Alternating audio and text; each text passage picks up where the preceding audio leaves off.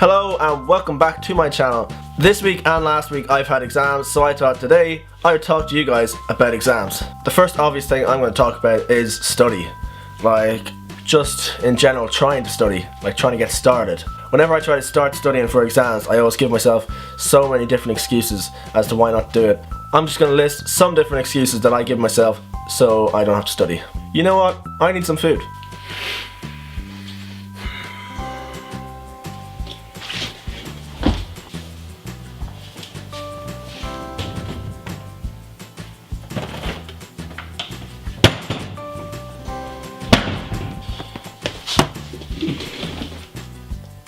I should probably make myself a cup of tea.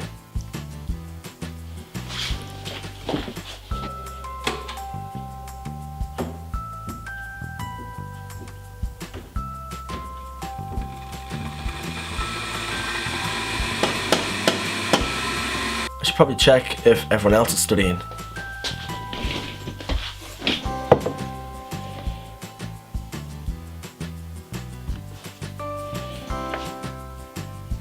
Did my mum just call me?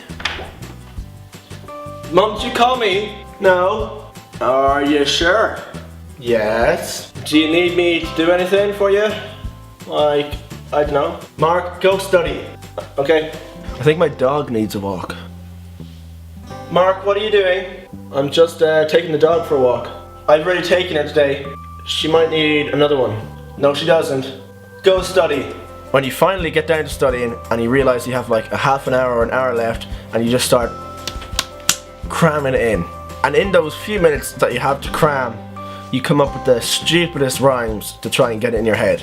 I love your majesty according to my bond, nor more nor less. Okay, here we go. I love your majesty according to my bond, nor more nor less. Okay.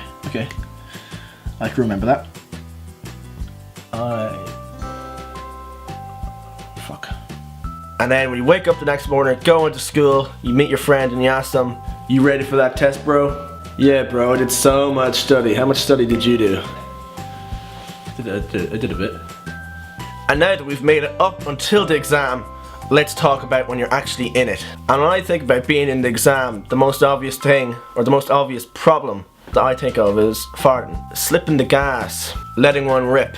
You know what I mean. This is a very serious topic. You're there, you're like sitting on it, you can feel it. And you look around and make sure no one's looking. You have to judge the radius of the people around you. Will it make it to them? Will they smell it? Will they sense it? Will they feel it?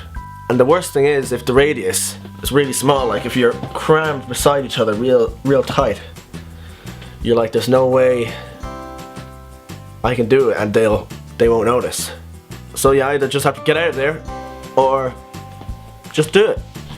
And so what if they smell it? I don't care. And the next thing is when you're in the exam, and if you're greedy like me, you can't go those few hours in the exam without having some food.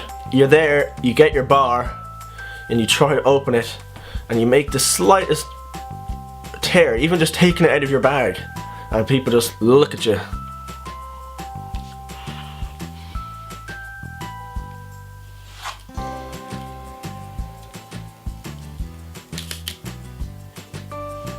Shh.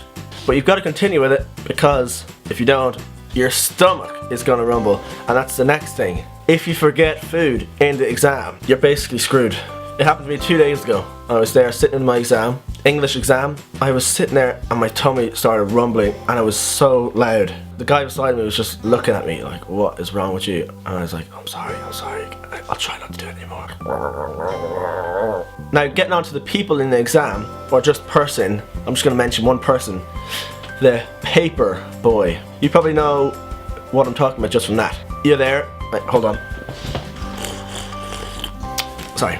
You've got a booklet where you can write your answers in, and it's probably about 8 pages long. And you're there, maybe halfway through the second one, on the third one.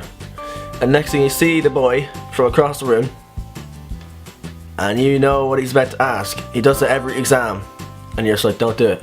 Don't say it. And then the teacher says, yeah, what's wrong? And he goes, can I have some more paper? The whole exam room is looking at that one person and they're all thinking the same thing. What a dick. And the last thing, bit of a controversial thing, is the topic of cheating. And this book here has always got me through that. Bart Simpson's Guide to Life. It's got a whole thing of cheating in here. There we go, right there. And it's got some methods of cheating. Seeing as I wouldn't trust anyone to do this with, I'd be going it alone, as it says here in the book. Crib notes. Get your book, sit down, and write it on your shoe, for example. The bottom of your shoe. Now for me, I personally think this only works if you're a Simpsons character, when you've got white, flat soles of your feet. Or soles of your shoe, rather. So yeah, maybe not the best one. Cheat sheets. You know, pretty much the same as the first one, except just get those cheat sheets, stick them in your shoe, probably hide them a bit more than that.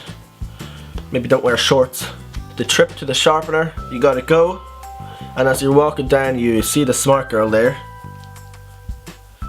and you copy your answers. But I don't know, for me, I wouldn't be copying her now. She doesn't seem too with it up there, because she's wearing socks and sandals. Not really a thing you do, but anyway. And also, don't get caught, otherwise you'll get the mad teacher like this. Anyway, that's all for me this week. If you liked it, then leave it a thumbs up, comment what you thought, and also subscribe if you want to see a new video every Sunday. Bye. Lucky duck lays eggs. Oh shit, do ducks lay eggs? Uh-oh, retard alert!